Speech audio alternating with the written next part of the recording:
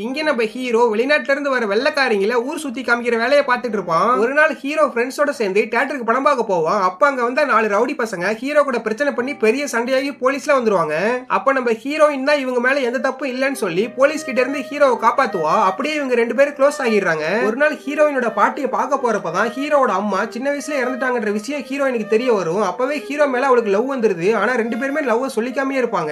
ஒரு நாள் டால்பின் பார்க்க ஹீரோவும் ஹீரோயினும் கடலுக்கு போவாங்க. டால்பின் பார்த்துட்டு வந்ததும் ஹீரோயின் தன்னோட காதல சொல்லிடுவா. நைட்டு 2 பேரும் போன் பேசிக்கிட்டு இருக்கப்ப ஹீரோயின் எங்க அப்பா வேலை விஷயமா வெளியே போயிருக்காருன்னு சொல்லுவா. உடனே இதான் சான்ஸ்னு சொல்லிட்டு ஹீரோ கிளம்பி ஹீரோயினோட வீட்டுக்கு வந்துடுறான். உடனே ஹீரோயினோட அம்மா பாத்துருவாங்க. பார்த்துட்டு உங்க ஃபேமிலிக்கு எங்க ஃபேமிலிக்கு செட் ஆகாது, இனிமே நீங்க 2 பேரும் பேசிக்க கூடாதுன்னு சொல்லி அட்வைஸ் பண்ணி அனுப்பி வைப்பாங்க. இவங்க 2 பேரும் கொஞ்ச நாள் பேசாம இருந்துட்டு அதுக்கப்புறம் பேச ஆரம்பிச்சிருவாங்க.